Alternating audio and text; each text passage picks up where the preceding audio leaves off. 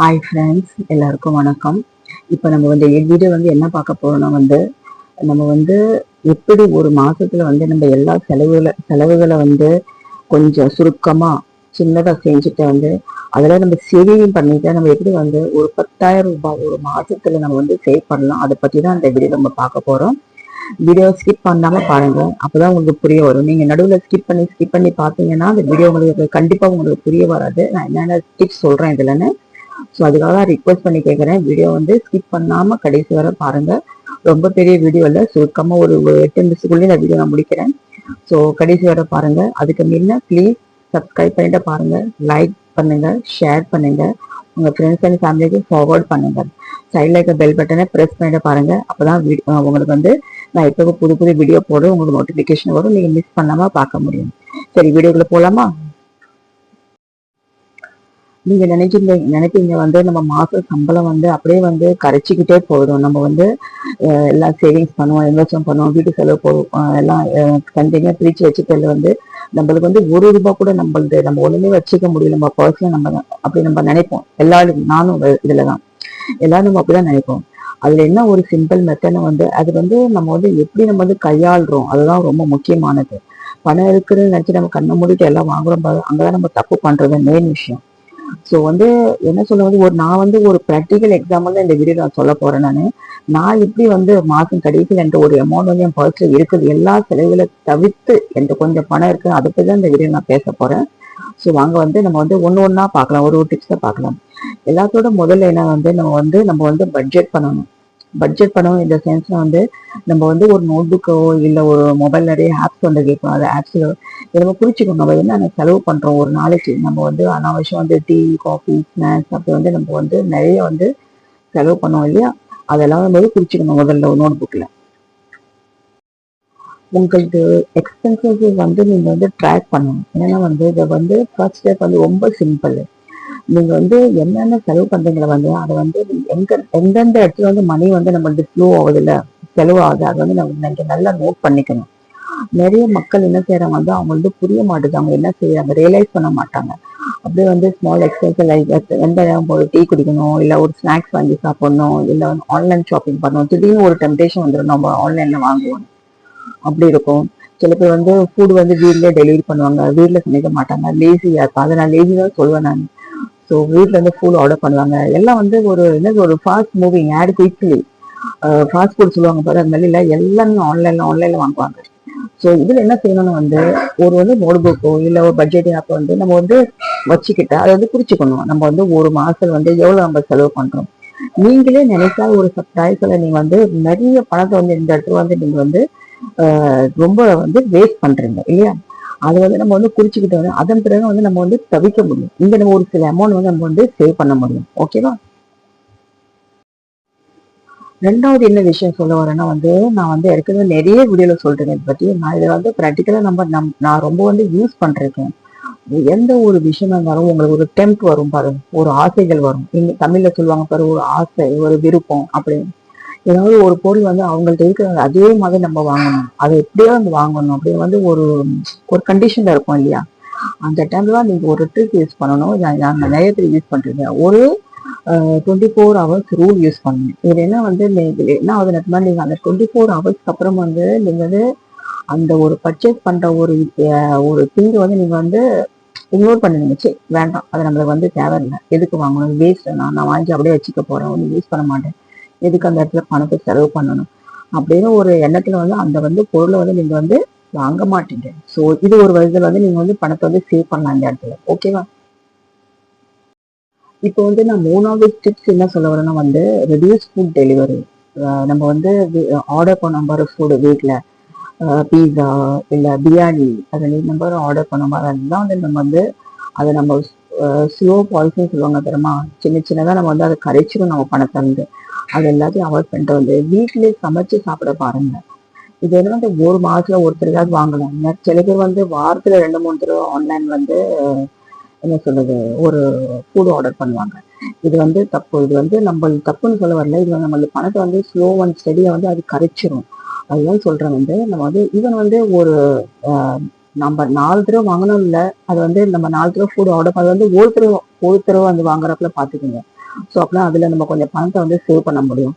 கொஞ்சம் அந்த நிறைய பணத்தை நம்ம சேவ் பண்ண முடியும் இந்த இடத்துல.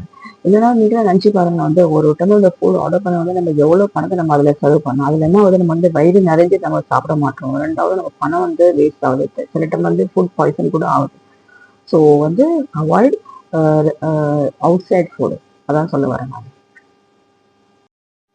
இது வந்து ரொம்ப முக்கியமானது. நான் நிறைய இதுல சொல்லிருக்கேன். Automate your savings. என்னன்னா வந்து ரொம்ப சிம்பிள். நீங்க உங்களுக்கு சம்பளம் வரும் பாரு. ஃபார் எக்ஸாம்பிள் 5ஆம் தேதி சம்பளம் வருதுன்னு நினைச்சுக்கோங்க.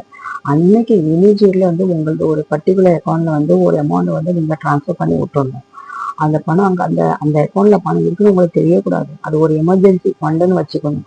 ஸோ இது மாதிரி வந்து நீங்க வந்து மாசம் மாசம் செஞ்சு வந்து வருஷ கடைசியில, இப்ப நீங்க நினைச்சுக்கோங்க, ஃபார் எக்ஸாம்பிள் இந்த ஏப்ரல்ல இருந்து அடுத்த மார்ச் வரை மாசம் மாசம் ஒரு அமௌண்ட்டை வந்து நீங்க வந்து டிரான்ஸ்ஃபர் பண்ணிட்டு ஒரு ஆட்டோமேட் சேவிங் பண்ணீங்கன்னா வந்து உங்ககிட்ட ஒரு சில அமௌண்ட் இருக்கும். இது நான் என் பையனுக்கு சொல்லிருக்கேன். நான் அவன் வந்து ஓகே மம்மி, நான் நெக்ஸ்ட் மந்த்ல நான் செய்யறேன்னு சொல்றான். பார்ப்போம் அவன் செய்யறான். அவனை புஷ் பண்ணி இதை செய்ய வைப்பேன் கண்டிப்பா.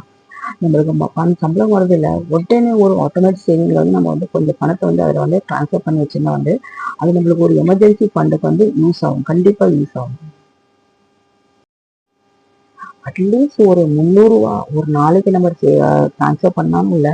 அது வந்து என்ன சொல்றது, ஒரு மாசத்துக்கு வந்து ஒரு நியர்லி ஒரு 9,000 நம்ம வந்து சேவ் பண்ண முடியும் இல்லையா?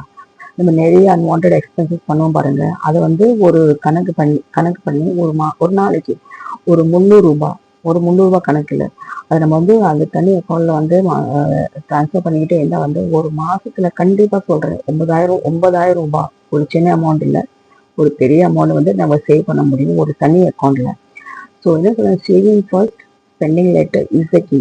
என்ன சொல்லணும் வந்து நான் மேல கொடுக்க பாருங்க. Saving first spending later is the key. இதை நான் நிறைய அந்த வாழ்க்கையை நான் அனுபவிச்சிருக்கேன். அதுதான் சொல்றேன் உங்களுக்கு நான். ஓகேவா?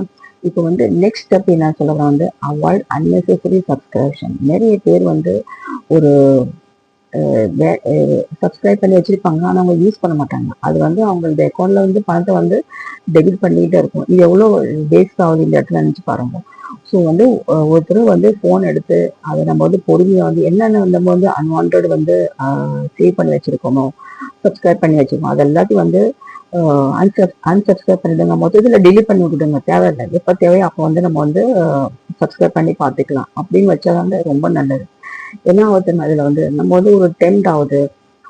ஒரு சில சமயத்தில் வந்து ஃப்ளிப்கார்ட் ஆகட்டும், அமேசான், நிறைய ஆன்லைன் ஆப்ஸ் இருக்கு. போயிட்டு வந்து நம்ம ஏதாவது ஒன்று வாங்கிடுவோம்.